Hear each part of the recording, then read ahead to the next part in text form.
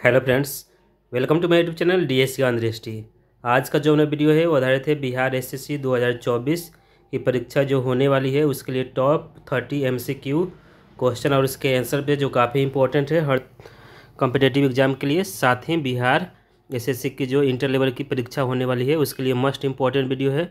तो स्टार्ट करते हैं इस वीडियो को और देखते हैं पहला प्रश्न है कि मदर टेरेसा के बाद किस भारतीय ने नोबेल शांति पुरस्कार प्राप्त किया। ऑप्शन से के राधाकृष्णन ने, ऑप्शन बी फॉली नरीमन ने, ऑप्शन सी पी सदाशिवम ने और ऑप्शन डी कैलाश सत्यार्थी ने।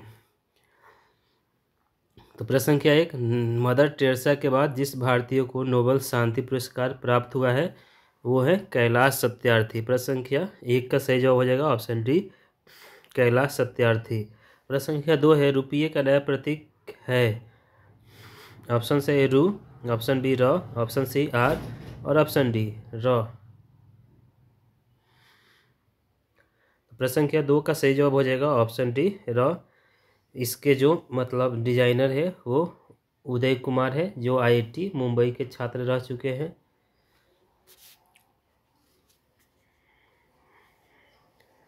प्रश्न संख्या 3 है जनसंख्या की दृष्टि से बिहार का भारत में कौन सा स्थान है।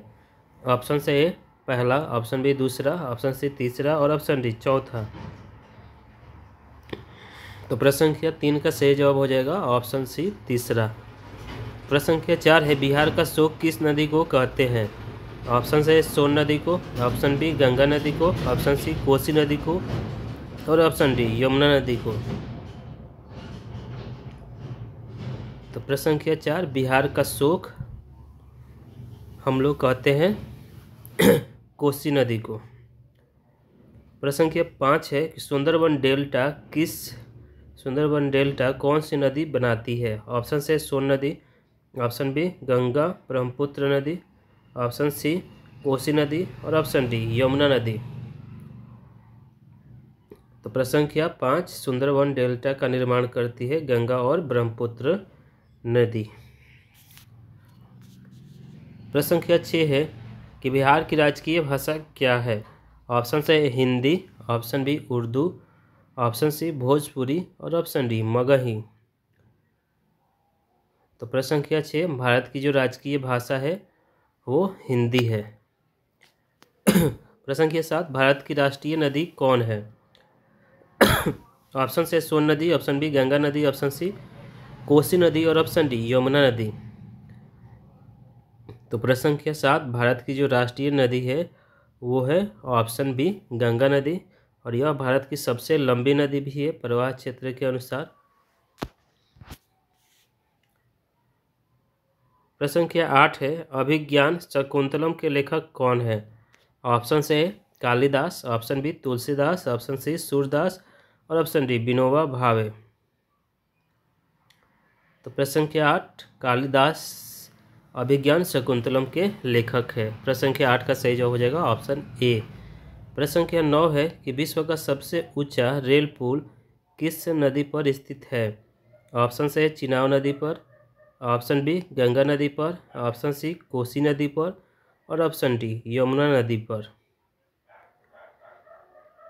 तो प्रश्न संख्या 9 विश्व का सबसे जो ऊंचा रेल पुल जो स्थित है वो चिनाब नदी पर स्थित है, जो चिनाब नदी जम्मू कश्मीर में स्थित, मतलब जम्मू कश्मीर में बहती है, उसी पर स्थित है विश्व का सबसे ऊंचा रेल पुल। प्रश्न संख्या 10 है औद्योगिक क्रांति सर्वप्रथम किस देश में हुई। औद्योगिक क्रांति सर्वप्रथम किस देश में हुई। ऑप्शन से इंग्लैंड में, ऑप्शन बी जर्मनी में, ऑप्शन सी फ्रांस में और ऑप्शन डी अमेरिका में। तो प्रश्न संख्या 10 औद्योगिक क्रांति सबसे पहले जो हुई वो ऑप्शन सी फ्रांस में सबसे पहले औद्योगिक क्रांति हुई। औद्योगिक क्रांति का अर्थ होता है कि जो उद्योग धंधे पहले मतलब मनुष्यों द्वारा, लेबरों द्वारा किया जाता था उसका जगह स्थान जो ले लिया मशीनों ने ले लिया। इसी को औद्योगिक क्रांति के नाम से जानते हैं। प्रश्न संख्या 21 है, इस वीडियो का अंतिम प्रश्न है कि भारत की सबसे पुरानी पर्वत श्रृंखला कौन सी है।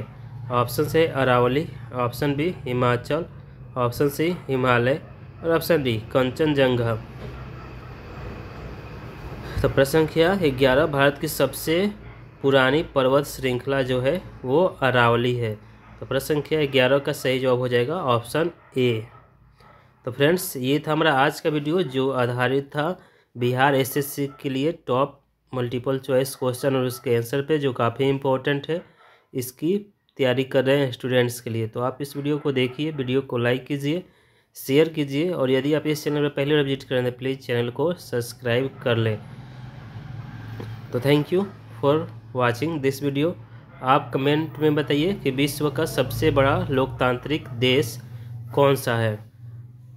विश्व का सबसे लोकतांत्रिक देश कौन सा है सबसे बड़ा।